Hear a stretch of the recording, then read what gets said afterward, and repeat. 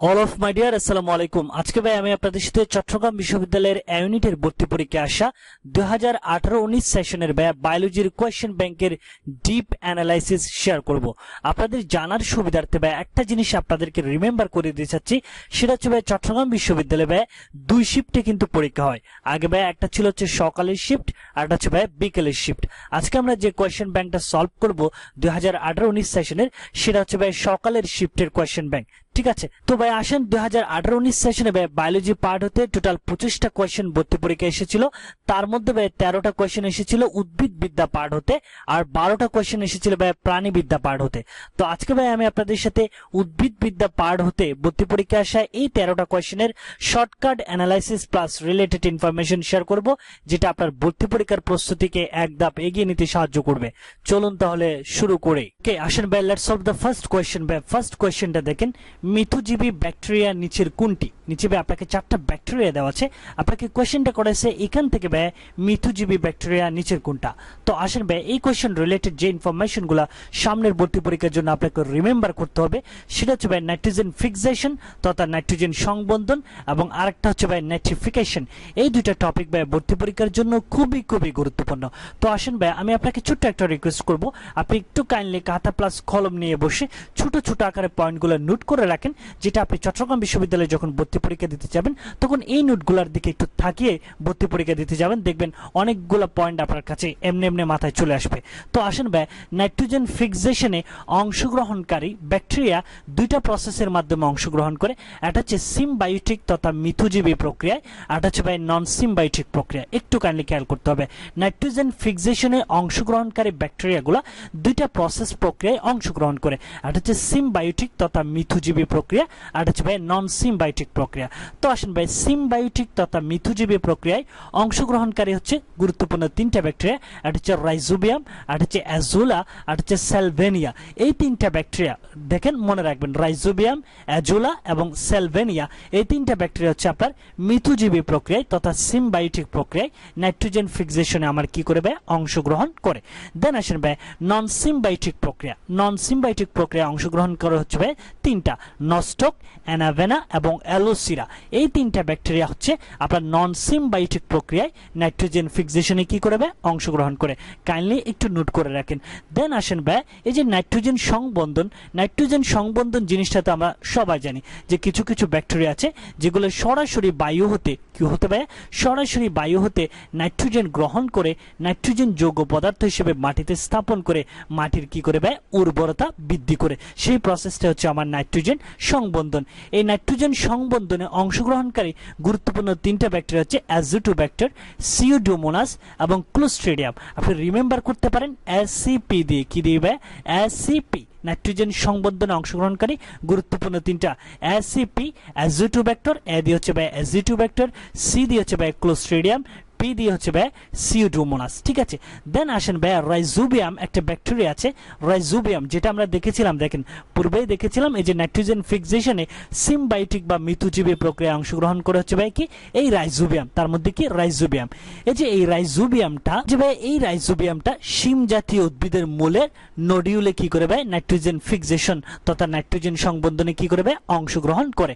এবং এটা কোন প্রসেসে আমরা দেখেছিলাম, এই রাইজোবিয়ামটা মিথুজীবী কি প্রক্রিয়া ভাই মিথুজীবী প্রক্রিয়া অর্থাৎ সিমবায়োটিক প্রক্রিয়ায় নাইট্রোজেন সংবন্ধনে অংশগ্রহণ করে, এবং এটা হচ্ছে শিম জাতীয় উদ্ভিদের মূলের নডিউলে কি করে নাইট্রোজেন সংবন্ধন করে। দেন আসেন ভাই এই রাইজোবিয়াম গণের আবার 3টা প্রজাতি আছে। এই 3টা প্রজাতি দেখেন ভাই রাইজোবিয়াম বাংলাদেশেন্স এবং রাইজোবিয়াম বাইন এবং রাইজোবিয়াম লেন্টিস। এই রাইজোবিয়াম গণের আবার 3টা প্রজাতি আছে যেগুলো ভাই বাংলাদেশে মসুর ডালের মূলের নডিউলে কি করে ভাই নাইট্রোজেন সংবন্ধন করে থাকে। ঠিক আছে, তাহলে বাংলাদেশের ক্ষেত্রে দেখেন এই রাইজোবিয়ামটা হচ্ছে শিম জাতীয় উদ্ভিদের মূলের নলে নাইট্রোজেন সংবন্ধনে কি করে অংশগ্রহণ করে। আবার বাংলাদেশে এই রাইজোবিয়াম গণের 3টা প্রজাতি, এখানে আর দিয়ে রাইজোবিয়াম, রাইজোবিয়াম বাংলাদেশেন্স এবং রাইজোবিয়াম বাইন এবং রাইজোবিয়াম ল্যান্টিস। এই রাইজোবিয়াম গণের এই 3টা প্রজাতি আবার বাংলাদেশের ক্ষেত্রে মসুর ডালের মূলের নডিউলে নাইট্রোজেন ফিক্সেশন তথা নাইট্রোজেন সংবন্ধন করে থাকে, এবং এটা আবিষ্কার করেছিলেন হচ্ছে ডক্টর মোহাম্মদ হারুনুর রশিদ। এই 3টা রাইজোবিয়াম গণের এই 3টা প্রজাতি প্রজাতি তিনি আবিষ্কার করেছিলেন, যেগুলো হচ্ছে মসুর ডালের মূলের নডিউলে নাইট্রোজেন ফিক্সেশন তথা নাইট্রোজেন সংবন্ধনে কি করে অংশগ্রহণ করে। দেন আসেন আরেকটা জিনিস হচ্ছে ভাই নাইট্রিফিকেশন। এগুলো নিয়ে বলতে গেলে অনেক লম্বা ক্লাস। এটা হচ্ছে কি ভাই নাইট্রিফিকেশন।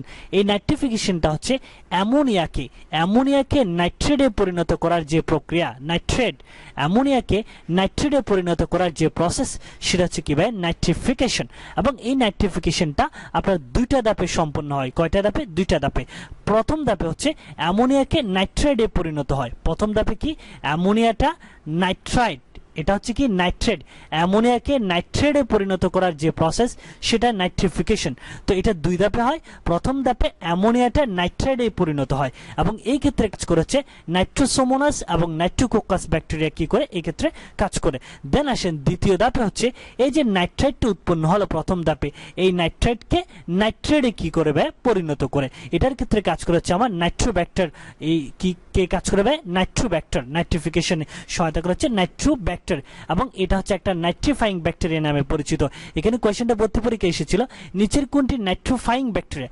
নাইট্রোফাইং ব্যাকটেরিয়া হচ্ছে দ্বিতীয় ধাপে যে নাইট্রাইটকে নাইট্রেটে পরিণত করার যে প্রসেস, সেই ক্ষেত্রে যে ব্যাকটেরিয়াটা সহায়তা করে এই যে নাইট্রোব্যাক্টার, এটাই হচ্ছে মূলত কি ব্যাকটেরিয়া বা নাইট্রোফাইং ব্যাকটেরিয়া। খুব রিমেম্বার করবেন, কোয়েশ্চেনটা কিন্তু অনেকবার এসেছিল, নিচের কোনটি নাইট্রিফাইং ব্যাকটেরিয়া? নাইট্রিফাইং ব্যাকটেরিয়া হচ্ছে কি ভাই নাইট্রোব্যাক্টার। এই যে ভাই কয়েকটা ইনফরমেশন, এগুলো যদি ভাই আপনি রিমেম্বার করতে পারেন তাহলে ভর্তি পরীক্ষায় আসা এই টপিক থেকে অনেকগুলো কোয়েশ্চেন আপনি ইজিলি সলভ করতে পারবেন।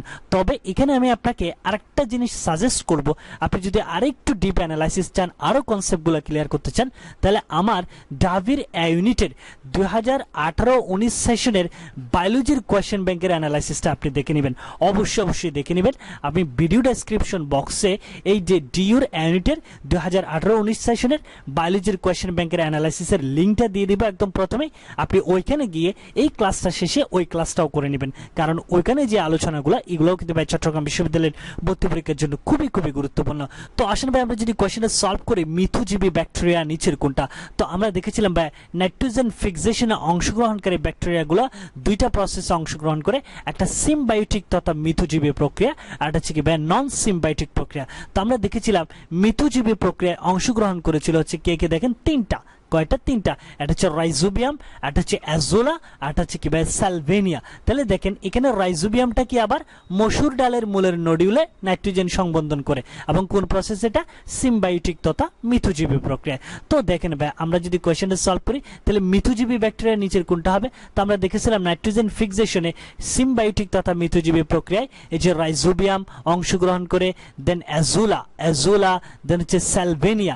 এই তিনটা ব্যাকটেরিয়া আমার মিথুজীবী প্রক্রিয়ায় নাইট্রোজেন সংবন্ধনে কি করে অংশগ্রহণ করে। তার মানে আমরা বলতে পারি মিথুজীবী ব্যাকটেরিয়া হচ্ছে কি ভাই রাইজোবিয়াম। দেখেন ভাই কোয়েশ্চেনগুলো কত গুরানো। আমি যে অ্যানালাইসিসটা করলাম সেখানে কি এই যে এগুলো মিথুজীবী প্রক্রিয়ায় কি করে অংশগ্রহণ করে, কিন্তু আপনাকে কোয়েশ্চেনটা করলো কি মিথুজীবী ব্যাকটেরিয়া। তার মানে মিথুজীবী প্রক্রিয়ায় যেসব ব্যাকটেরিয়া অংশগ্রহণ করে এগুলাই হচ্ছে ভাই আমার মিথুজীবী ব্যাকটেরিয়া। আশা করি ভাই আপনি ডিসকাশনটা বুঝতে পেরেছেন।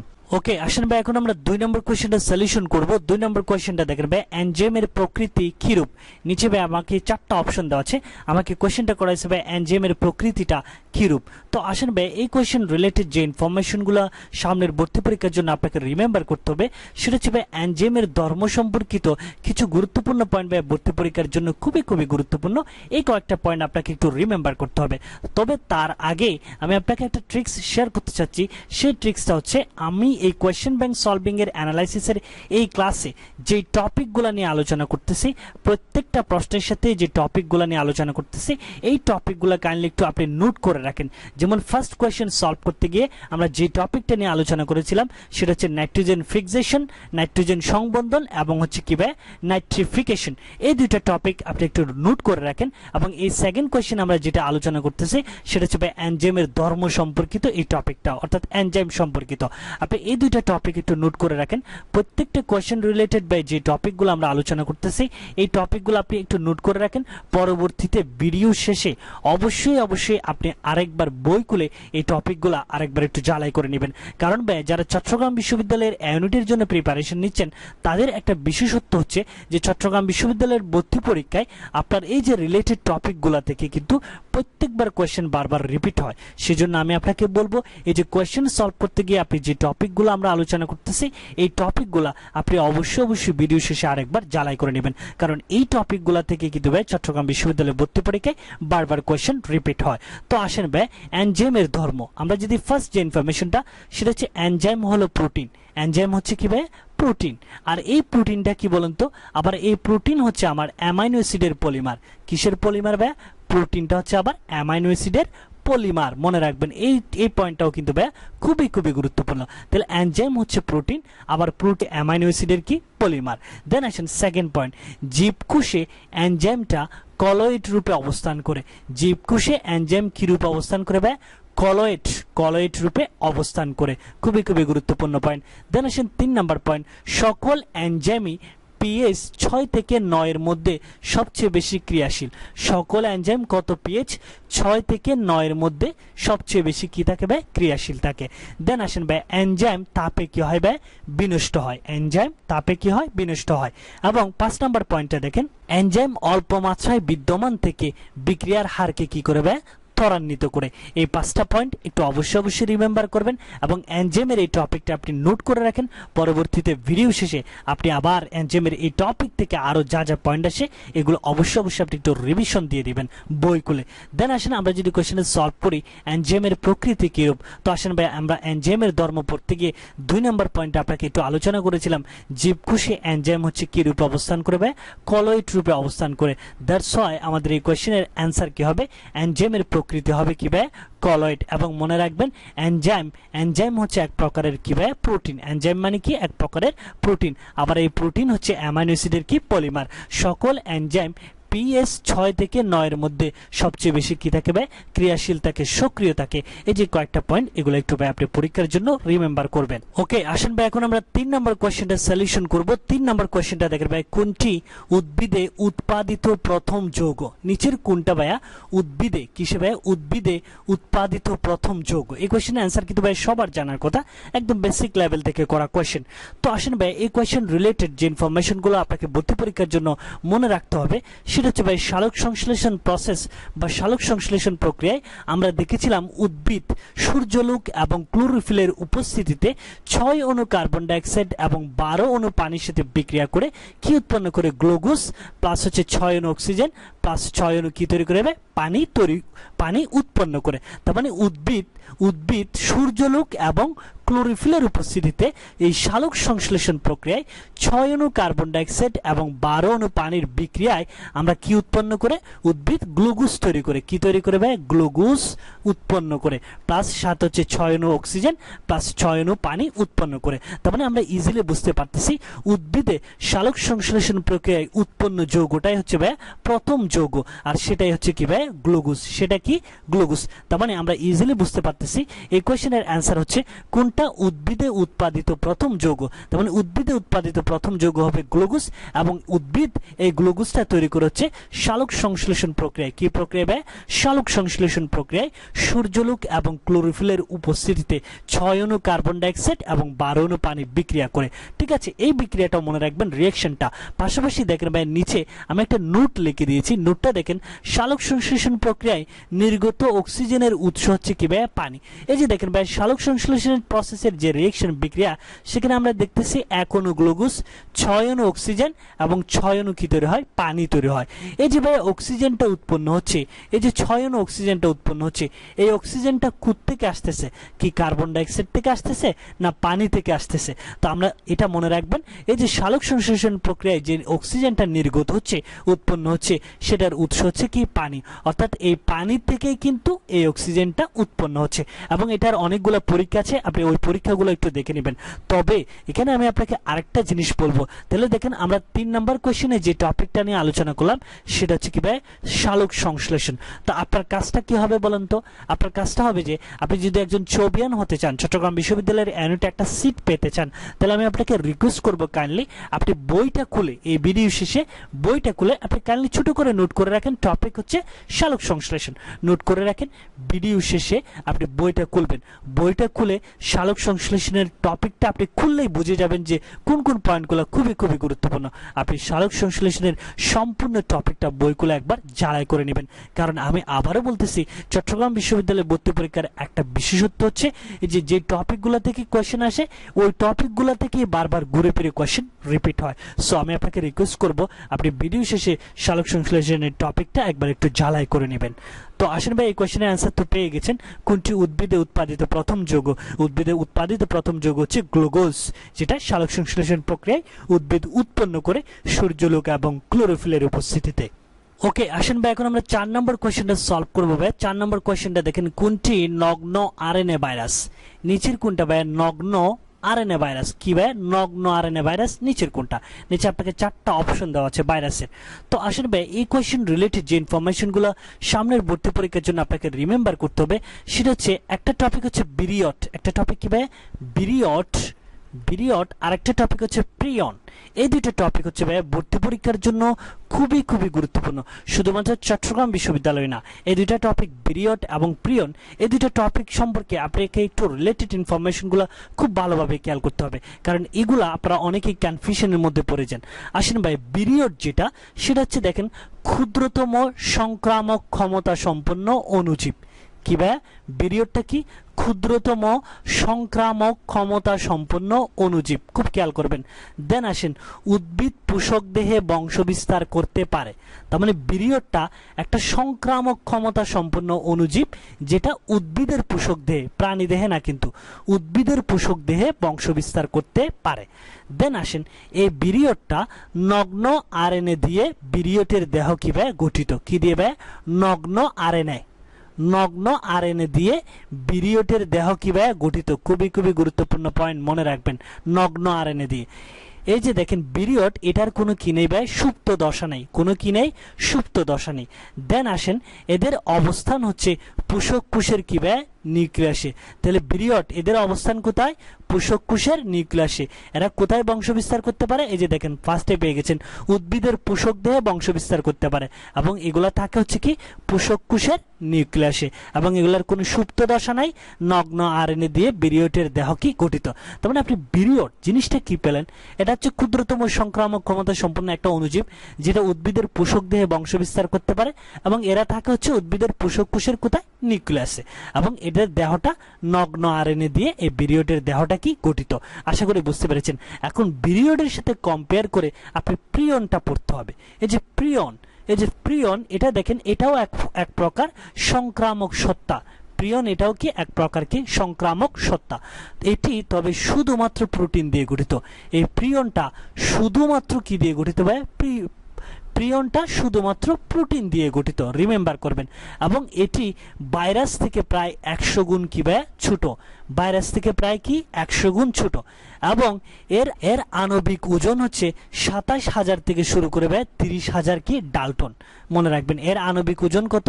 27,000 হতে শুরু করে 30,000 ডাল্টন, এবং এটি শুধুমাত্র প্রাণীদেহে রোগ সৃষ্টি করে বলে জানা গিয়েছে, কিন্তু এবং প্রিয়নজনিত কোনো উদ্ভিদ রোগ আবিষ্কার হয়নি। এই যে দেখেন ভাই প্রিয়ন সম্পর্কিত এই পয়েন্টগুলো আপনাকে রিমেম্বার করতে হবে। তাহলে ফার্স্টে আপনি কি বুঝলেন?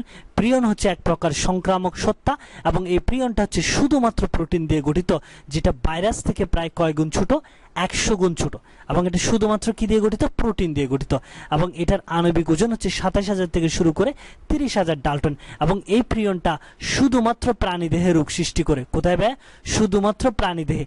কিন্তু আমরা বিরিয়ট যেটা সেটা দেখেছিলাম উদ্ভিদের পোষক দেহে বংশ বিস্তার করে। বিরিয়ট যেটা সেটা দেখেছিলাম কি উদ্ভিদের পোষক দেহে বংশবিস্তার করে, এবং এটার অবস্থান হচ্ছে উদ্ভিদের পোষক কোষের কোথায়? নিউক্লিয়াসে। বাট প্রিয়ন যেটা, এটা হচ্ছে ভাইরাস থেকে 100 গুণ ছোট, এবং এটা শুধুমাত্র প্রোটিন দিয়ে গঠিত। এটাও এক প্রকার সংক্রামক সত্তা, বাট এটা হচ্ছে এই প্রিয়নটা শুধুমাত্র প্রাণীদেহে রোগ সৃষ্টি করে। কোথায় ভাই? প্রাণীদেহে। ঠিক আছে, এবং প্রিয়নজনিত কোনো উদ্ভিদ রোগ কি হয় নাই? আবিষ্কার হয় নাই। অর্থাৎ উদ্ভিদে এই প্রিয়নটা কোনো রোগ সৃষ্টি করে না, প্রিয়নটা শুধুমাত্র রোগ সৃষ্টি করেছে কোথায় ভাই? প্রাণীদেহে। এই যে কয়েকটা পয়েন্ট ভাই আপনাকে তো রিমেম্বার করতে হবে। তার মানে দেখেন ভাইয়া, আমরা যদি 4 নম্বর কোয়েশ্চেনটা সলভ করি, কোনটি নগ্ন আরএনএ ভাইরাস? তো দেখেন ভাই অপশনে যেটা আছে সেটা হচ্ছে বিরিয়ট। অপশনে যেটা আছে কি সেটা কি? বিরিয়ট। এই বিরিয়টে আমরা বলেছিলাম এই বিরিয়টের দেহটা নগ্ন আরএনএ দিয়ে গঠিত। কি দিয়ে গঠিত ভাই? নগ্ন আরএনএ দিয়ে কি গঠিত। তার মানে নগ্ন আরএনএ ভাইরাস হবে কোনটা ভাই? এই বিরিয়টটা। ঠিক আছে, এখন প্রিয়ন, ফ্রিয়নটা কি দেখেছিলাম আমরা? ফ্রিয়নটা কিন্তু ভাই আরএনএ দিয়ে গঠিত নয়, ফ্রিয়নটা হচ্ছে ভাই শুধুমাত্র প্রোটিন দিয়ে গঠিত। শুধুমাত্র কি দিয়ে গঠিত ভাই? প্রোটিন দিয়ে গঠিত। এবং এটা ভাইরাস থেকে কয় গুণ ছোট ছিল? 100 গুণ ছোট ছিল। ঠিক আছে, এবং এটাও একটা সংক্রামক সত্তা।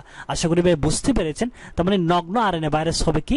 এই যে বিরিয়টটা, কারণ এই বিরিয়টের দেহটা নগ্ন আরএনএ দিয়ে কি গঠিত। তাহলে দেখেন এখানে 4 নম্বর কোশ্চেন টপিক পাচ্ছেন কি কি? বিরিয়ট এবং কি ভাই? প্রিয়ন। আপনি এই টপিকটা নোট করে রাখেন, পরবর্তীতে ভাইয়ের ভিডিও শেষে আপনি বই খুলে এই দুইটা টপিক আবার ক্লিয়ার করবেন। এই দুইটা টপিকের রিলেটেড ইনফরমেশনগুলো আবার ক্লিয়ার করবেন, বই থেকে ক্লিয়ার করবেন, বই খুলে ক্লিয়ার করবেন বিরিয়ট এবং কি? প্রিয়ন। এবং আরেকটা টপিক দেখে নেবেন, সেটা হচ্ছে টি2 ব্যাকটেরিওফাজ। এই টপিকটাও কিন্তু ভাই চট্টগ্রাম বিশ্ববিদ্যালয়ের ভর্তি পরীক্ষার জন্য খুবই খুবই গুরুত্বপূর্ণ। তার মানে 3টা টপিক দেখবেন, বিরিয়ট, প্রিয়ন এবং টি2 ব্যাকটেরিওফাজ। ওকে, আসেন ভাই এখন আমরা 5 নম্বর কোশ্চেনটা সলভ করব। 5 নম্বর কোশ্চেনটা দেখেন ভাই, হৃদরোগে ব্যবহৃত স্টেরয়েড হলো, নিচে আপনাকে ভাই 4টা স্টেরয়েড দেওয়া আছে।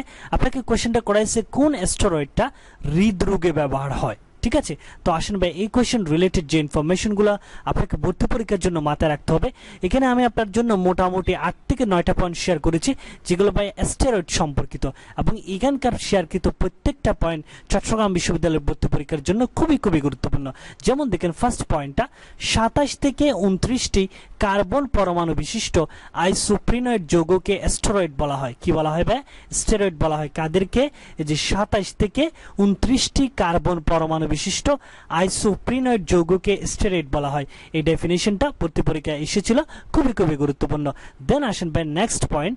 নেক্সট পয়েন্টটা দেখেন ভাই, কোলেস্টেরল, স্টিগমাস্টেরল, আর্কোস্টেরল, বিটা সিটোস্টেরল এবং ডিজিটালিন প্রভৃতি হচ্ছে ভাই স্টেরয়েডের উদাহরণ। এই স্টেরয়েডের উদাহরণ কোনগুলা? কোলেস্টেরল, স্টিগমাস্টেরল, আর্কোস্টেরল, বিটা সিটোস্টেরল এবং ডিজিটালিন, এই সবগুলো হচ্ছে আমার স্টেরয়েডের উদাহরণ। এবং এগুলো সবগুলো হচ্ছে 27 থেকে 29টা কার্বন পরমাণু বিশিষ্ট আইসোপ্রিনয়েড যৌগ। পয়েন্টগুলো কিন্তু একটা আরেকটার সাথে রিলেটেড, এটা বুঝতে হবে। আমি আপনাকে পয়েন্ট ফার্স্টে বললাম স্টেরয়েড কাদেরকে বলা হয়, দেন স্টেরয়েডগুলোর উদাহরণ দিলাম। ঠিক আছে, পয়েন্টগুলো কিন্তু রিলেটেড। স্টেরয়েডগুলোর উদাহরণ কি? কোলেস্টেরল, স্টিগমাস্টেরল, আর্কোস্টেরল, বিটা সিটোস্টেরল এবং ডিজিটালিন, এটা হচ্ছে ডিজিটালিন। এই সবগুলো হচ্ছে স্টেরয়েডের উদাহরণ। দেন আসেন 3 নাম্বার পয়েন্ট, হৃৎপিণ্ডের বা হৃদরোগের চিকিৎসায় ডিজিটালিন স্টেরয়েড ব্যবহার হয়। এই যে দেখেন ডিজিটালিন, এটা বলেছিলাম একটা স্টেরয়েড। এই ডিজিটালিন স্টেরয়েডটা হচ্ছে আপনার হৃৎপিণ্ডের অথবা হৃদরোগের চিকিৎসায় কি করা হয়? বা এই ডিজিটালিন স্টেরয়েডটা কি করা হয়? ব্যবহার করা হয়। খুবই খুবই গুরুত্বপূর্ণ, রিমেম্বার করবেন। দেন আসেন ভাই, এই যে এলডিএল, লো ডেনসিটি লিপোপ্রোটিন, এই যে এলডিএল এর কারণে করোনারি থ্রম্বোসিস নামক হৃদরোগ হয়। খুবই খুবই গুরুত্বপূর্ণ পয়েন্ট, ভর্তি পরীক্ষায় এসেছিল।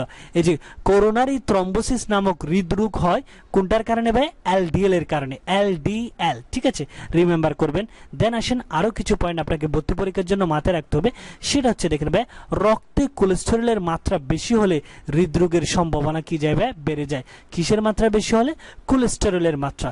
দেন আসেন নেক্সট পয়েন্ট, মানুষের দেহে কোলেস্টেরলের স্বাভাবিক মাত্রা হচ্ছে 0.15 থেকে 1.20%, 0.15 থেকে 1.20%। মনে রাখবেন কিন্তু ভাই, খুবই খুবই গুরুত্বপূর্ণ। মানুষের দেহে কোলেস্টেরলের স্বাভাবিক মাত্রা হচ্ছে 0.15 থেকে 1.20%। যদি এই মাত্রার চেয়ে বেশি হয়ে যায় তাহলে কিন্তু আপনার হৃদরোগের ঝুঁকি বেড়ে যায়, হৃদরোগের সম্ভাবনা কি যায়? বেড়ে যায়। দেন আসেন ভাই, আলু ও ছুপরি আলুতে প্রচুর পরিমাণ কোলেস্টেরল পাওয়া যায়। কোলেস্টেরল কোথায় সবচেয়ে বেশি? আলু এবং ছুপরি আলুতে। দেন আসেন ভাই, নিউরোস্পোরা ও ইস্টে আর্কোস্টেরল পাওয়া যায়। এই যে আর্কোস্টেরল, এটা হচ্ছে একটা স্টেরয়েডের উদাহরণ।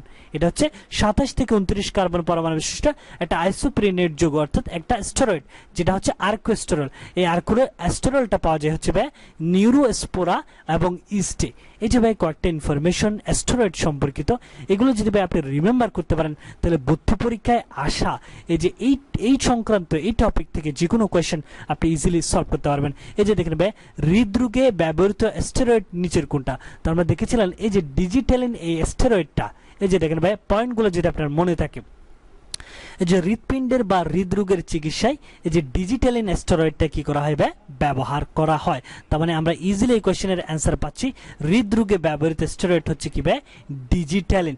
পাশাপাশি আমি আপনাকে আরও যে ইনফরমেশনগুলো একটু অ্যানালাইসিস করলাম, আপনি অবশ্যই ইনফরমেশনগুলো একটু নোট করে রাখবেন এবং প্লাস রিভিশন দেবেন। তাহলে 5 নম্বর কোশ্চেনে আমরা যে টপিকটা আলোচনা করলাম সেটা হচ্ছে স্টেরয়েড এবং কোলেস্টেরল। কি স্টেরয়েড এবং কি কোলেস্টেরল।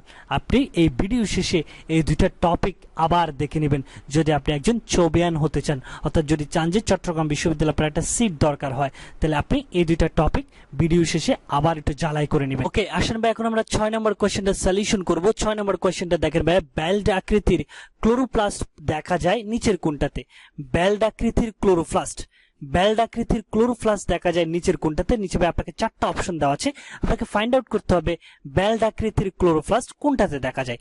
তো আসেন এই কোশ্চেনটা করা হয়েছে মূলত নিম্ন শ্রেণীর উদ্ভিদে যে ক্লোরোপ্লাস্টের যে বিভিন্ন আকার দেখতে পাওয়া যায় সেখান থেকে। যেমন দেখেন এখানে আমি 6টা পয়েন্ট উল্লেখ করেছি। এই 6টা পয়েন্ট চট্টগ্রাম বিশ্ববিদ্যালয়ে যারা পরীক্ষা দিবেন তাদের জন্য খুবই গুরুত্বপূর্ণ, পাশাপাশি জায়ুর ডি ইউনিটে যারা দিবেন তাদের জন্য কিন্তু খুবই গুরুত্বপূর্ণ এই টপিকটা। আসেন এই যে পেয়াল আকৃতির ক্লোরোপ্লাস্ট, এটা হচ্ছে ক্লোরোপ্লাস্টের আকার। নিম্ন শ্রেণীর উদ্ভিদে ক্লোরোপ্লাস্টের যে বিভিন্ন আকার সেখান থেকে তো দেখেন পেয়াল আকৃতির ক্লোরোপ্লাস্ট দেখতে পাওয়া যায় হচ্ছে ক্ল্যামিডোমোনাস। কোথায় ক্ল্যামিডোমোনাস। দেন আসেন সর্পিলাকার ক্লোরোপ্লাস্ট দেখতে পাওয়া যায় হচ্ছে স্পাইরোগেরাতে। কোথায়? স্পাইরোগেরাতে। পেয়াল আকৃতির ক্লোরোপ্লাস্ট কোথায় ক্ল্যামিডোমোনাস। আর সর্পিলাকার ক্লোরোপ্লাস্ট হচ্ছে স্পাইরোগেরাতে। জালিকাকার ক্লোরোপ্লাস্ট দেখতে পাওয়া যায় হচ্ছে ইডুগুনিয়াম। কিসে ইডুগুনিয়াম। তারাকাকার ক্লোরোপ্লাস্ট দেখতে পাওয়া যায় হচ্ছে জাইগনেমা। কিসে জাইগনেমা। দেন আসেন ফিতা বা বেল্ট আকৃতির ক্লোরোপ্লাস্ট দেখতে পাওয়া যায় হচ্ছে উলুথ্রিক্স। কোথায় উলুথ্রিক্স। গোলাকার ক্লোরোপ্লাস্ট দেখতে পাওয়া যায় হচ্ছে ফিতুফোরা। কোথায় ফিতুফোরা। এই যে এই টপিকটা আমি আবারও বলতেছি আপনাকে, খুবই গুরুত্বপূর্ণ। যে নিম্ন শ্রেণীর উদ্ভিদে যে ক্লোরোপ্লাস্টের বিভিন্ন আকার, এই যে পেয়াল আকৃতির ক্লোরোপ্লাস্ট এটা হচ্ছে ক্ল্যামিডোমোনাস। সর্পিলাকার ক্লোরোপ্লাস্ট দেখতে পাওয়া যাচ্ছে স্পাইরোগেরাতে। কোথায়? স্পাইরোগেরাতে। জালিকাকার ক্লোরোপ্লাস্ট দেখতে পাওয়া যাচ্ছে ইডুগুনিয়াম। তারাকাকার ক্লোরোপ্লাস্ট দেখতে পাওয়া যাচ্ছে জাইগনেমা। ফিতা বা বেল্ট আকৃতির ক্লোরোপ্লাস্ট দেখতে পাওয়া যাচ্ছে উলুথ্রিক্স। গোলাকার ক্লোরোপ্লাস্ট দেখতে পাওয়া যাচ্ছে ফিতুফোরাতে। এই যে পয়েন্টগুলো রিমেম্বার করবেন, যদি আপনার না থাকে একটু কাইন্ডলি নোট করে রাখেন। তো আসেন আমরা যদি কোশ্চেনটা সলভ করি যে বেল্ট আকৃতির ক্লোরোপ্লাস্ট, তো আমরা দেখেছিলাম উলুথ্রিক্স। এই যে উলুথ্রিক্সে ফিতা বা বেল্ট আকৃতির ক্লোরোপ্লাস্ট দেখা যায়। ফিতা বা কি আকৃতির বেল্ট আকৃতির। সো দ্যাটস ওয়াই আমাদের এই কোশ্চেনের অ্যান্সার হবে বেল্ট আকৃতির ক্লোরোপ্লাস্ট দেখতে পাওয়া যাচ্ছে উলুথ্রিক্সে। আর এই যে স্পাইরোগেরাতে দেখতে পাওয়া যায় কি বলেন তো সর্পিলাকার ক্লোরোপ্লাস্ট। কি সর্পিলাকার ক্লোরোপ্লাস্ট দেখতে পাওয়া যাচ্ছে স্পাইরোগেরাতে। আর উলুথ্রিক্স হচ্ছে ফিতা বা বেল্ট আকৃতির ক্লোরোপ্লাস্ট। পাশাপাশি আমি আপনাকে যে আরো কয়েকটা ইনফরমেশন, যেমন ইডোগুনিয়ামে জালিকাকার ক্লোরোপ্লাস্ট, গোলাকার ক্লোরোপ্লাস্ট হচ্ছে ফিতুফোরা, এই যে কয়েকটা ইনফরমেশন এগুলো আপনি অবশ্যই রিমেম্বার করবেন। তার মানে আমরা 6 নম্বর প্রশ্নের যে টপিকটা সেটা হচ্ছে ক্লোরোপ্লাস্টের টপিক। কিসের টপিক ক্লোরোপ্লাস্টের যে আবার প্রকারভেদগুলো আছে, ক্রোমোপ্লাস্ট, লিউকোপ্লাস্ট, এগুলোও কিন্তু দেখে নেবেন। আর যে নিম্ন শ্রেণীর উদ্ভিদের যে ক্লোরোপ্লাস্টের আকারের এই 4টা আপনি অবশ্যই ভর্তি পরীক্ষার আগে দেখে নেবেন। ওকে, আসেন এখন আমরা 7 নম্বর কোশ্চেনটা সলিউশন করব। 7 নম্বর কোশ্চেনটা দেখেন বাংলাদেশের একমাত্র গেম রিজার্ভ কোথায় অবস্থিত? বাংলাদেশের একমাত্র গেম রিজার্ভ কোথায় অবস্থিত? তো আসেন এই কোশ্চেন রিলেটেড যে ইনফরমেশন গুলো আপনাকে ভর্তি পরীক্ষার জন্য মাথায় রাখতে হবে। এট ফার্স্ট আপনাকে বুঝতে হবে গেম রিজার্ভ এই জিনিসটা কি। গেম রিজার্ভ কোথায় অবস্থিত আপনাকে জিজ্ঞেস করা হয়েছে, তো আপনাকে বুঝতে হবে গেম রিজার্ভ জিনিসটা কি। গেম রিজার্ভ হচ্ছে এমন প্রাকৃতিক অঞ্চল যেখানে বন্যজীব সুরক্ষিত থাকবে। যেখানে কি বন্যজীব সুরক্ষিত থাকবে, তবে কর্তৃপক্ষের অনুমোদন নিয়ে কি করা যাবে শিকার করা যাবে। সেসব অঞ্চলকে বলা হচ্ছে কি গেম রিজার্ভ। যেখানে আপনার বন্যজীব সুরক্ষিত থাকবে, তবে আপনি কর্তৃপক্ষের পারমিশন নিয়ে আপনি শিকার করতে পারবেন। ঠিক আছে, তো বাংলাদেশের একমাত্র গেম রিজার্ভ অঞ্চল হচ্ছে টেকনাফ। কি টেকনাফ। বাংলাদেশের একমাত্র গেম রিজার্ভ কি টেকনাফ। আশা করি বুঝতে পেরেছেন আপনি গেম রিজার্ভের ডেফিনিশনটা। গেম রিজার্ভ হচ্ছে এমন প্রাকৃতিক অঞ্চল যেখানে বন্যজীব সুরক্ষিত থাকবে, তবে কর্তৃপক্ষের অনুমোদন নিয়ে আপনি শিকার করতে পারবেন। এরকম বাংলাদেশের একমাত্র গেম রিজার্ভ হচ্ছে কি টেকনাফ। ঠিক আছে, তো আসেন আমরা এই কোয়েশ্চেনের অ্যান্সারটা ইজিলি পারবো। এখন বাংলাদেশের একমাত্র গেম রিজার্ভ কোথায় অবস্থিত? এই যে ভাই ডি অপশনটা, টেকনাফ। এখন আসেন ভাই 7 নম্বর পয়েন্টের কি টপিক? Game reserve. এই যে এই টপিকটা আপনি বই খুলে এই টপিক রিলেটেড আরো যা যা আছে আপনি অবশ্যই এই ভিডিও শেষে আপনি অবশ্যই একটা রিভাইজ করবেন। আমি এই কথাটা বারবার বলতেছি এই জন্যই, আবারও রিমেম্বার করে যাচ্ছি, চট্টগ্রাম বিশ্ববিদ্যালয়ের ভর্তি পরীক্ষায় কিন্তু যে বিগত বছরের প্রশ্নগুলোর রিলেটেড যে টপিক, এগুলা থেকে কিন্তু কোয়েশ্চেন বারবার রিপিট হয়। ওকে, আসেন ভাই এখন আমরা 8 নম্বর কোয়েশ্চেনটা সলিউশন করব। 8 নম্বর কোয়েশ্চেনটা দেখেন ভাই, IUCN রেড লিস্ট ক্যাটাগরির সংখ্যা হলো, IUCN রেড লিস্ট ক্যাটাগরির সংখ্যা কয়টা? কি 4টা, 6টা, 7টা না 8টা? তো আসেন ভাই এই কোয়েশ্চেন রিলেটেড যে ইনফরমেশনগুলো আমি আপনাকে রিমেম্বার করব। এই যে দেখেন ভাই, IUCN রেড লিস্ট ক্যাটাগরির সংখ্যা হচ্ছে টোটাল 6টা। কয়টা ভাই? 6টা। এই যে IUCN রেড লিস্ট ক্যাটাগরির সংখ্যা হচ্ছে কি, রেড লিস্টের অন্তর্ভুক্ত সংখ্যা হচ্ছে ভাই কি 6টা। এই নামগুলো দেখেন, 6টা নাম কি? বিলুপ্ত প্রজাতি, বন্য পরিবেশ বিলুপ্ত, অতি বিপন্ন, বিপন্ন প্রজাতি, বিপদগ্রস্ত এবং বিরল প্রজাতি। এই 6টা হচ্ছে আপনার IUCN রেড লিস্ট ক্যাটাগরির সংখ্যা। কি ক্যাটাগরি ভাই? রেড লিস্ট ক্যাটাগরির সংখ্যা হচ্ছে 6টা।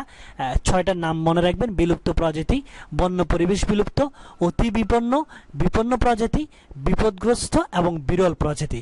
তবে এখানে আমি আপনাকে একটা কাজ দিব, এই যে ভাগগুলা IUCN রেড লিস্ট ক্যাটাগরির সংখ্যা, এগুলার আবার এক্সাম্পল আছে কিছু, যেমন অতি বিপন্ন প্রজাতির উদাহরণ। ঠিক আছে, বিপদগ্রস্ত প্রাণী কোনটা কোনটা? ঠিক আছে, আপনি ভিডিও শেষে বইটা খুলবেন, এই টপিকটা নিয়ে বসবেন, বিরল প্রজাতি কোনটা কোনটা আছে, ঠিক আছে, এইগুলোও দেখে নেবেন ভাই। এই টপিকটা কিন্তু ভাই খুবই গুরুত্বপূর্ণ চট্টগ্রাম বিশ্ববিদ্যালয়ের ভর্তি পরীক্ষার জন্য। আর এই 6টা রেড লিস্টের নামগুলোও মনে রাখবেন, কারণ এখান থেকে আবার বহুপদী আকারেও কোয়েশ্চেন দেখা গিয়েছিল।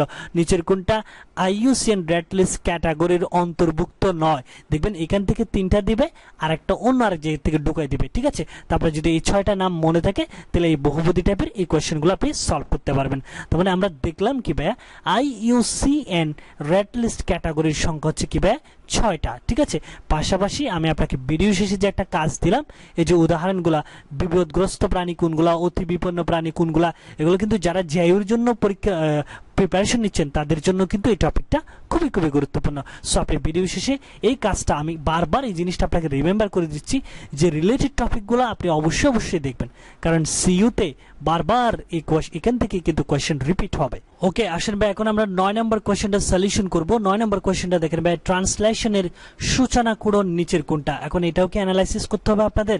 ট্রান্সলেশনের সূচনা কোডন কোনটা? এটা কতবার বলেছি যে ম্যাথিউনিন দিয়ে যেটা শুরু হয় সেটা হচ্ছে সূচনা কোডন বা স্টার্ট কোডন, এবং এটা হচ্ছে একটা, এটা হচ্ছে কি AUG, এবং এই AUG-টা, এই সূচনা কোডনটা ম্যাথিউনিনকে নির্দেশ করে। কাকে নির্দেশ করে ভাই? ম্যাথিউনিনকে কি করে ভাই? নির্দেশ করে। মনে রাখবেন সূচনা কোডন বা স্টার্ট কোডন হচ্ছে একটা। কতবার আপনাদেরকে এগুলো অ্যানালাইসিস করেছি। সমাপ্তি কোডন হচ্ছে 3টা, এবং এগুলো মনে রাখার ট্রিক্স আপনাদেরকে অনেকবার বলেছি। ইউনাইটেড আরব আমিরাত, ইউনাইটেড আর্জেন্টিনা এজি দিয়ে, ইউনাইটেড জার্মান, এবং ট্রিক্স হচ্ছে সমাপ্তি কোডনে হচ্ছে সবগুলো ইউ দিয়ে স্টার্ট হয়েছে। ঠিক আছে, যেগুলোতে ইউ শুরুতে দেখবেন ওইগুলো সমাপ্তি কোডন হতে পারে, আর যেগুলোতে ইউ থাকবে না ওইগুলো সমাপ্তি কোডন হবে না। এই জিনিসটা আমি আপনাদেরকে অনেকবার ট্রিক্স আকারে বলেছিলাম। ঠিক আছে, সো মনে রাখবেন সমাপ্তি কোডন, বা এটাকে আরেকটা নাম হচ্ছে, অনেক সময় কোশ্চেনে টার্মিনেশন কোডন দেওয়া থাকে। কি থাকে ভাই?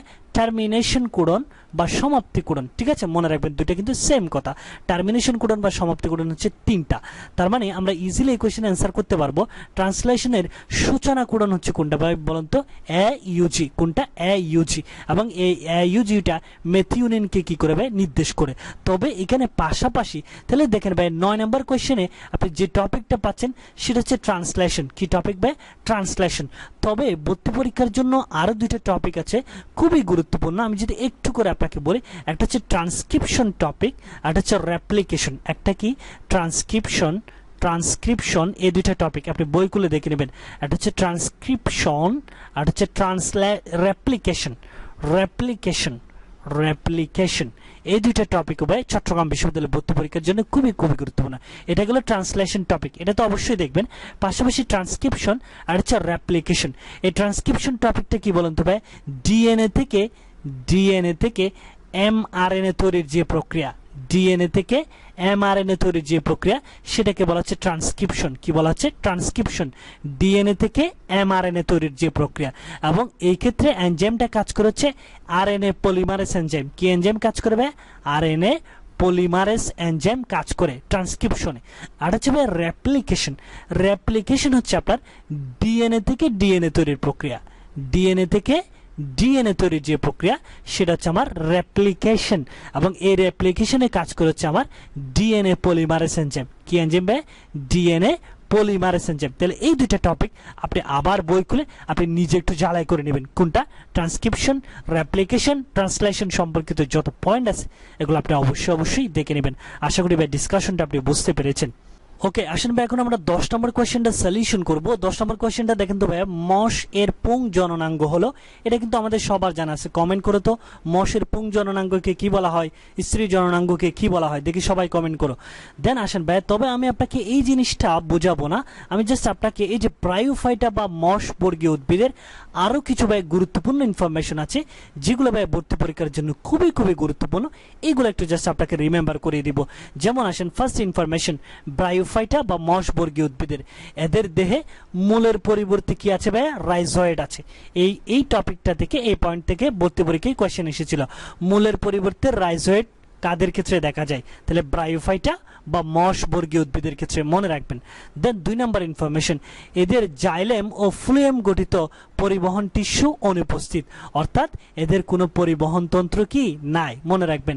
এদের জাইলেম এবং ফ্লুয়েম গঠিত পরিবহন টিস্যু কি অনুপস্থিত। তার মানে কি বোঝাতে চাচ্ছি? ব্রায়োফাইটা বা মশ বর্গীয় উদ্ভিদের কোনো কি নেই, পরিবহন তন্ত্র নাই, এবং এদের মূলের পরিবর্তে কি থাকে ভাই? রাইজয়েড থাকে। খুবই গুরুত্বপূর্ণ ইনফরমেশন, মনে রাখবেন। কিন্তু অনেকবার আপনাদেরকে এগুলা ডাবির কোয়েশ্চেন ব্যাংক সলভ করতে গিয়েও কিন্তু অনেকবার অ্যানালাইসিস করেছি, বাট আমি জানি না আপনাদের কেন মনে থাকে না জিনিসগুলা। দেন 3 নম্বর পয়েন্ট দেখেন, এদের পুং জননাঙ্গকে বলা হয় এন্থেরিডিয়াম এবং স্ত্রী জননাঙ্গকে বলা হয়েছে আর্কিগোনিয়াম। এটা আমরা সবাই জানি, মশের পুং জননাঙ্গকে কি বলা হয়? এন্থেরিডিয়াম, এবং স্ত্রী জননাঙ্গকে বলা হয়েছে আর্কিগোনিয়াম। এবং দেখেন 4 নম্বর ইনফরমেশন, এই যে মশের দেহটা গ্যামেটোফাইট তথা কি হ্যাপ্লয়েড। গ্যামেটোফাইট তথা কি হ্যাপ্লয়েড। থ্যালয়েড কাণ্ড ও পাতায় কি ভাই? বিভক্ত। পাশাপাশি আরো দুটো ইনফরমেশন লাগবে আপনার, এই যে নিষেক্রিয়া সম্পন্ন করতে পানির প্রয়োজন হয়, তাই ব্রায়োফাইটাকে উভচর উদ্ভিদ বলা হয়। এই পয়েন্টটা নিয়ে কিন্তু ভাই চট্টগ্রাম বিশ্ববিদ্যালয় 19-20 সেশনে কোয়েশ্চেন এসেছিল, নিচের কোনটি উভচর উদ্ভিদ? সেখানে ব্রায়োফাইটা, টেরিডোফাইটা এভাবে অনেকগুলো পর্ব দেওয়া ছিল। তার মানে ব্রায়োফাইটাই হচ্ছে আমার উভচর উদ্ভিদ। উভচর উদ্ভিদ কারা? ব্রায়োফাইটা বা মশ বর্গীয় উদ্ভিদ সমূহ। কারণ কেন? কারণ এদের নিষেক্রিয়া সম্পন্ন করতে কিসের প্রয়োজন হয়? পানির প্রয়োজন হয়। সেজন্য ব্রায়োফাইটাকে কি উদ্ভিদ বলা হয়? উভচর উদ্ভিদ বলা হয়। খুবই গুরুত্বপূর্ণ। এবং এদের জননাঙ্গ হচ্ছে বহুকোষী। জননাঙ্গ কি? বহুকোষী। দেন 8 নম্বর দেখেন, জীবন চক্রটা গ্যামেটোফাইট প্রধান এবং স্পোরোফাইট হচ্ছে কি ভাই? গৌণ। এখানে প্রত্যেকটা পয়েন্ট 8টা পয়েন্ট শেয়ার করেছি। এই 8টা পয়েন্টই চট্টগ্রাম বিশ্ববিদ্যালয়ের ভর্তি পরীক্ষার জন্য খুবই গুরুত্বপূর্ণ। সো আমি আপনাকে যেটা বলবো সেটা হচ্ছে, আপনি এই চার্টগুলো, এই পয়েন্টগুলো, ব্রায়োফাইটা এবং মশ বর্গীয় সম্পর্কিত আরো যে ইনফরমেশনগুলো আছে, এই ভিডিও শেষে আপনি বইটা খুলবেন। বইটা খুলে ব্রায়োফাইটা এবং মশ বর্গীয় উদ্ভিদ সম্পর্কিত আরো যে পয়েন্টগুলো এখান থেকে বাদ গেল সেখান থেকে দেখে নেবেন। আর হচ্ছে আপনি ফার্ন বর্গীয় উদ্ভিদের, কি বর্গীয় ভাইয়া? ফার্ন বর্গীয় উদ্ভিদের যে গুরুত্বপূর্ণ বৈশিষ্ট্যগুলো আছে এগুলো একটু পাশাপাশি রিভিশন দিয়ে নেবেন। আশা করি ভাই আপনি আমার ডিসকাশনটা বুঝতে পেরেছেন। আর এই কোশ্চেনের অ্যান্সার কি ভাই? মশের পুং জননাঙ্গকে বলা হচ্ছে এন্থেরিডিয়াম, আর এই আর্কিগোনিয়াম বলা হচ্ছে ভাই স্ত্রী জননাঙ্গকে। কাকে ভাই? স্ত্রী জননাঙ্গকে। এটা তো আমরা সবাই জানি। পাশাপাশি এদের যে মূলের পরিবর্তে রাইজয়েড আছে, এবং ব্রায়োফাইটাকে কি বলা হয়?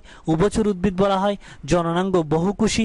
গ্যামেটোফাইটটাকে হ্যাপ্লয়েড, এদের কোনো পরিবহন তন্ত্র নাই। এই যে পয়েন্টগুলো, এগুলো একটু রিমেম্বার করতে হবে। আপনি চোখ বন্ধ করে একটু রিমেম্বার করার ট্রাই করবেন।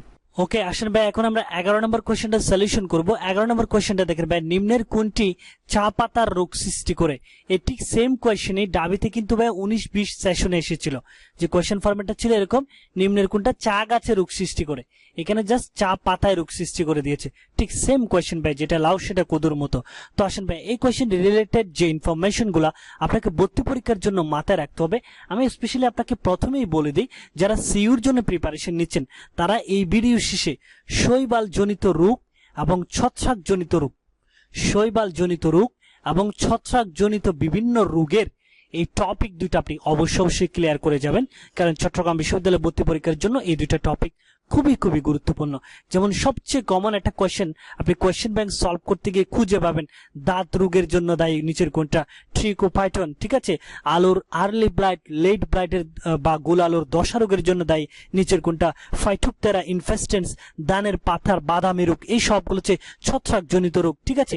এই যে এগুলার জন্য আপনি যে জিনিসগুলা এই জন্য এইগুলার অ্যান্সার করার জন্য আপনাকে ছত্রাকজনিত রোগের এই টপিকটা ক্লিয়ার করতে হবে। তবে এখানে জাস্ট আমি আপনাকে শৈবালজনিত রোগের টপিকটা ক্লিয়ার করে দিচ্ছি, আপনি ভিডিও শেষে ভাই ছত্রাকজনিত রোগগুলো দেখে নেবেন, ঠিক আছে।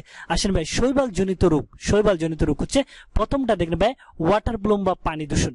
এইখান থেকে ভাই ভর্তি পরীক্ষায় কোয়েশ্চেন হয়েছিল যে শৈবালের অপকারী দিক নিচের কোনটা? কোয়েশ্চেন ফরম্যাটটা কি ছিল ভাই? শৈবালের অপকারী দিক হচ্ছে ভাই ওয়াটার ব্লুম বা পানি দূষণ, এটাই হচ্ছে আপনার শৈবালের কি ভাই অপকারী দিক। এখন এই ওয়াটার ব্লুম বা পানি দূষণের জন্য দায়ী হচ্ছে কি দেখেন ভাই, ওসিলেটোরিয়া, নস্টক এবং মাইক্রোসিস্টিস। এই তিনটা হচ্ছে ভাই এই যে ওয়াটার ব্লুম তথা পানি দূষণের জন্য দায়ী শৈবাল, ওসিলেটোরিয়া, নস্টক এবং কি মাইক্রোসিস্টিস। দেন আসেন ভাই উদ্ভিদের রোগ। এটা কিন্তু আমি আরেকটা ইনফরমেশন, এই যে ডিওর ইউনিটে আমি আপনাকে ফার্স্ট কোয়েশ্চেনে বলেছিলাম, ডাবির ইউনিটের 18-19 বায়োলজির কোয়েশ্চেন ব্যাংক সলভ করতে গিয়ে কিন্তু ভাই আমি এই টপিকটা অনেক ডিপ অ্যানালাইসিস করেছিলাম। এবং ওয়াটার ব্লুম বা পানি দূষণ, এই যে তিনটা ব্যাকটেরিয়া মনে রাখার জন্য বলেছিলাম UMN, এটা মনে রাখতে, ঠিক আছে। UMN, এই যে ওয়াটারের ব্লুম লাস্টে ম আছে না, এম, পানি দূষণ দন্ত ন দিয়ে এন, ঠিক আছে। UMN, এই যে দিয়ে হচ্ছে ওসিলেটোরিয়া, এম দিয়ে হচ্ছে মাইক্রোসিস্টিস, এন দিয়ে হচ্ছে কি ভাই নস্টক। আমি ডেসক্রিপশন বক্সে লিংক দিয়ে দিব, আপনি ডাবির ইউনিটের 2018-19 সেশনের বায়োলজির টোটাল 2টা ক্লাস আছে, ওই 2টা ক্লাস অবশ্যই দেখবেন। আর উদ্ভিদের রোগ, উদ্ভিদের বিভিন্ন চা, কফি, ম্যাগনোলিয়া এইসব রোগের জন্য দায়ী শৈবাল হচ্ছে সেফালিউরাস বিরিসেন্স, কি ভাই সেফালিউরাস বিরিসেন্স। আর এই যে মাছের ফুলকা রোগের জন্য দায়ী শৈবাল হচ্ছে ইডুগুনিয়াম, কি ভাই ইডুগুনিয়াম। এই যে টপিকগুলো ভাই খুবই গুরুত্বপূর্ণ। আমি আপনাকে কিভাবে বোঝাই যে এই টপিকগুলো কত গুরুত্বপূর্ণ। আরেকটা টপিক গুরুত্বপূর্ণ হচ্ছে ছত্রাকজনিত বিভিন্ন রোগ, যেমন ছত্রাকজনিত রোগ, এই যে আমরা যে চর্মরোগ বা দাঁত রোগের জন্য দায়ী, হ্যাঁ এটা একটা ছত্রাক, এটা হচ্ছে ট্রিকোপাইটন, ঠিক আছে, সবার মনে আছে। আর হচ্ছে গোল আলুর যে দশা রোগ, early blight, late blight, Phytophthora infestans, এগুলো ছত্রাকজনিত রোগ, ঠিক আছে। আরো অনেক রোগ আছে, দানের পাতার বাদামি রোগ, ঠিক আছে, বিভিন্ন ফল নষ্ট, চুল পড়া, ঠিক আছে, কার্প মাছের রোগ, কাপড়ের চিতি রোগ, অনেক রোগ আছে যেগুলো আপনি বই খুললে খুঁজে পাবেন। আমি আপনাকে বলবো এই দুইটা টপিক আপনি ক্লিয়ার করে নেন, শৈবাল জনিত রোগ এবং ছত্রাকজনিত রোগের জন্য দায়ী বিভিন্ন শৈবাল এবং ছত্রাক। তো আসলে আমরা যদি এই কোশ্চেনটা সলভ করি, নিম্নের কোনটি চা পাতার রোগ সৃষ্টি করে? আমরা দেখেছিলাম ভাইয়া চা, কফি এবং ম্যাগনোলিয়া এইটার জন্য দায়ী শৈবাল হচ্ছে আপনার সেফালিউরাস বিরিসেন্স। এই যে যেটা আছে সেটা থেকে এই যে বি অপশনে যেটা আছে, এই যে দেখেন সি অপশনে যেটা আছে সেটা হচ্ছে ফাইটোপটেরা ইনফেস্টেন্স। এটা হচ্ছে ভাই একটা ছত্রাক যেটা হচ্ছে আপনার গুলালুর দশা রোগের জন্য দায়ী। কি রোগ ভাই? দশা রোগ, যেটা হচ্ছে স্পেশালি লেট ব্লাইট বলা হয়, এটাকে কি ব্লাইট? লেট ব্লাইট বলা হয়, ঠিক আছে। আমি অবশ্যই আবারও রিমেম্বার করতেছি আপনাকে, এই দুইটা টপিক বা একটু দেখে নেন আপনি কাইন্ডলি কষ্ট করে ভিডিও শেষে। ওকে, আসেন ভাই এখন আমরা 12 নম্বর কোশ্চেনটা সলিউশন করব। 12 নম্বর কোশ্চেনটা দেখেন ভাই, কোষের সাইটোপ্লাজমে কোনটির পরিমাণ সবচেয়ে বেশি? কোষের কোথায় ভাই? সাইটোপ্লাজমে কোনটার পরিমাণ সবচেয়ে বেশি? তো আসেন ভাই এই কোয়েশ্চেন রিলেটেড সিম্পল কয়েকটা ইনফরমেশন আপনাকে মনে রাখতে হবে। যেমন এই যে সাইটোপ্লাজমের যে রাসায়নিক গঠন, আমরা কিন্তু উদ্ভিদ কোষ এবং প্রাণী কোষ দুই জায়গায় কিন্তু ভাই সাইটোপ্লাজম আছে। তো সাইটোপ্লাজমের যেটা রাসায়নিক গঠন, সেখানে দেখেন ভাই পানির পরিমাণটা, পানি যেটা সেটা উদ্ভিদ কোষে আছে হচ্ছে 75% আর প্রাণী কোষে আছে হচ্ছে ভাই 67%। বাকিগুলা কিন্তু ভাই পানির তুলনায় কম, যেটা আপনি চার্টের দিকে তাকালে দেখতে পারবেন। অর্থাৎ সাইটোপ্লাজমে পানির পরিমাণটা উদ্ভিদ কোষে হচ্ছে 75%, প্রাণী কোষে হচ্ছে ভাই 67%। অর্থাৎ আমরা ইন টোটালি বুঝাতে চাচ্ছি আমি আপনাকে, সাইটোপ্লাজমে সবচেয়ে বেশি পাওয়া যায় হচ্ছে ভাই কি? পানি। সাইটোপ্লাজমের রাসায়নিক গঠনে সবচেয়ে বেশি পাওয়া যায় কি ভাই? পানি। আর দেখেন শর্করা উদ্ভিদ কোষে 20%, প্রাণী কোষে হচ্ছে কত পার্সেন্ট? 1%। বাকিগুলা কিন্তু ভাই ভিন্ন ভিন্ন ভেরিয়েশনের, একটাতে কম একটাতে বেশি। বাট এই যে সাইটোপ্লাজমে পানির পরিমাণটা হচ্ছে উদ্ভিদ কোষ বলেন এবং প্রাণী কোষ বলেন দুই জায়গায় হচ্ছে অন্য উপাদানগুলোর চেয়ে কি বেশি। আশা করি ভাই বুঝতে পেরেছেন? আপনি সিম্পল ইনফরমেশনটা মনে রাখলেই চলবে যে সাইটোপ্লাজমে সবচেয়ে বেশি রয়েছে হচ্ছে কি পানি। উদ্ভিদ কোষে সেটা 75, প্রাণী কোষে সেটা 67%। এটা রিমেম্বার করবেন। পাশাপাশি আমি তবে আপনাকে কয়েকটা কাজ দিব, সেটা হচ্ছে এই যে সাইটোপ্লাজম এই টপিক সম্পর্কিত আরো যে কোয়েশ্চেনগুলো আছে, যেমন মাইটোকন্ড্রিয়া, প্লাস্টিড, ক্লোরোপ্লাস্ট, হ্যাঁ, এই জিনিসগুলো আপনি দেখে নেবেন। পাশাপাশি নিউক্লিয়াসটা খুবই গুরুত্বপূর্ণ। নিউক্লিয়াসের বিভিন্ন রাসায়নিক গঠন, দেন ক্রোমোজোমের রাসায়নিক গঠন, এই জিনিসগুলো আপনি মানে বেসিক জিনিসগুলো দেখে নেবেন, যেগুলো চট্টগ্রাম বিশ্ববিদ্যালয়ে আমি অনেকবার দেখেছি। সো এই কোয়েশ্চেন আনসার যদি করি, কোষের সাইটোপ্লাজমে কোনটার পরিমাণ সবচেয়ে বেশি? পানির পরিমাণটা সবচেয়ে বেশি থাকে। তবে দেখেন 13 নম্বর কোয়েশ্চেনে কিন্তু আমি আপনাকে অনেক হোমওয়ার্ক দিব। 13 নম্বর কোয়েশ্চেন, কারণ এই টপিক থেকে অনেকগুলো কোয়েশ্চেন আসে, বাট স্টুডেন্টরা পারি না আমরা। এই যে 13 নম্বর কোয়েশ্চেনটা দেখবে, গুলপাতার বৈজ্ঞানিক নাম নিচের কোনটা? গুলপাতার বৈজ্ঞানিক নাম। চট্টগ্রাম বিশ্ববিদ্যালয়ে কিন্তু প্রায় সময় একটা বৈজ্ঞানিক নাম দেখা যায়। তো দেখেন আমি কিন্তু এখানে 6টা বৈজ্ঞানিক নাম শেয়ার করেছি, যেগুলো ভাই সুন্দরবনে প্রাপ্ত উদ্ভিদ। আপনার কাজ হচ্ছে এই 4টা আপনি লিখবেন, লিখে মুখস্থ করবেন, বৈজ্ঞানিক নামগুলো মুখস্থ করবেন। তবে এটার একটা ট্রিক্স আছে, আমি এটা শেয়ার করব আপনাদের সাথে, যদি আপনারা চান যে বৈজ্ঞানিক নামগুলো কিভাবে শর্টকাট ওয়েতে আপনি মনে রাখবেন। এই যে সুন্দরবনে প্রাপ্ত এই 6টা উদ্ভিদের বৈজ্ঞানিক নাম, আপনি যদি সিইউর ইউনিটের জন্য প্রিপারেশন নিয়ে থাকেন সত্যি, তাহলে আপনি এই 6টা উদ্ভিদের, সুন্দরবনে প্রাপ্ত উদ্ভিদের বৈজ্ঞানিক নামগুলো আপনি অবশ্যই মুখস্থ রাখবেন। এখন আপনার কাজ কি? আপনার কাজ হচ্ছে এই যে দেখেন সুন্দরবনে কিন্তু ভাইয়া, আপনার কাজ হচ্ছে ভাই সুন্দরবনের এই যে কম লবণাক্ত পানিতে কি কি জন্মে, কম লবণাক্ত পানিতে কি কি জন্মে, অধিক লবণাক্ত পানিতে কোন কোন উদ্ভিদগুলা জন্মে, অধিক লবণাক্ত পানিতে কোন কোন উদ্ভিদগুলা জন্মে, সুন্দরবনের প্রধান লতা কি কি, হ্যাঁ, এই জিনিসগুলো হচ্ছে আপনার কাজ। কম লবণাক্ত পানিতে কে কে জন্মে, অধিক লবণাক্ত পানি, প্রধান লতা কি কি সুন্দরবনের, ঠিক আছে? এই টপিকগুলো আপনি অবশ্যই দেখবেন চট্টগ্রাম বিশ্ববিদ্যালয়ে ভর্তি পরীক্ষার জন্য। তবে এখানে একটা জিনিস মনে রাখবেন, সুন্দরবনে কিন্তু ভাই কোনো বাঁশ জন্মে না। কি জন্মে না? সুন্দরবনে আপনি কোনো বাঁশ জন্মে না, এই জিনিসটা মনে রাখবেন। বাট অর্কিড জন্মে। কি জন্মে ভাই? অর্কিড জন্মে। তাহলে আপনার কাজ কি কি বুঝে পাচ্ছেন তো? এই যে বৈজ্ঞানিক নাম, সুন্দরবনে প্রাপ্ত উদ্ভিদ, এগুলোর বৈজ্ঞানিক নাম। পাশাপাশি কম লবণাক্ত পানিতে কারা জন্মে, অধিক লবণাক্ত পানিতে কারা জন্মে, প্রধান লতা কি কি, এগুলো বৈজ্ঞানিক নাম সহ কিন্তু আপনার কাজ। তবে আমি আবার বলতেছি, বৈজ্ঞানিক নামের কিন্তু একটা অনেক শর্টকাট ওয়ে আছে, এগুলো আমি আপনাদের সাথে শেয়ার করবো যদি আপনারা ইন্টারেস্টেড হন। এগুলা কাজ। আরেকটা কাজ হচ্ছে এখানে দেখি গুলপাতার বৈজ্ঞানিক নাম কয়জনে পারো? এই কোয়েশ্চেনের অ্যান্সার দেখি, বলো তো গুলপাতার বৈজ্ঞানিক নাম এখান থেকে কোনটা হবে, দেখি পারেন কিনা। গুলপাতার বৈজ্ঞানিক নামটা পায়াকে কমেন্ট করেন তো। আর লাস্টে আপনাকে একটা ফাইনাল কথা বলবো, সেটা হচ্ছে ভাই, আমি এই যে 13টা কোয়েশ্চেন সলভ করলাম, এই 13টা কোয়েশ্চেনের কিন্তু ভাই অনেকগুলা টপিক আমি এখানে টাচ করেছি। প্রত্যেকটা টপিক আপনার কাজ হবে, প্রত্যেকটা টপিক আপনি বই খুলে আবার ওই টপিক রিলেটেড আশেপাশে যেগুলো আছে না, এগুলো একটু আপনি অবশ্যই কাইন্ডলি রিভিশন দিয়ে দিবেন। যদি আপনি চট্টগ্রাম বিশ্ববিদ্যালয়ের ইউনিটে ভর্তি পরীক্ষা দিচ্ছেন, এরকম যদি হয়, তাহলে আপনি অবশ্যই এই যে টপিকগুলো, যেগুলো আমি বারবার বলছি আপনাকে প্রতিটা কোয়েশ্চেনের সাথে, ওই টপিকগুলো আপনি আরেকবার একটু কাইন্ডলি রিভিশন দিবেন। কারণ চট্টগ্রাম বিশ্ববিদ্যালয়ের একটা বিশেষত্ব হচ্ছে রিলেটেড টপিক থেকে কোয়েশ্চেন কিন্তু ভাইয়া বারবার রিপিট হয়। ওকে ভাইয়া, টুডে আপ টু দিস, পরবর্তী ভিডিও দেখার আমন্ত্রণ জানিয়ে আজকের ভিডিওটা এখানেই শেষ করছি। Thanks for watching the video.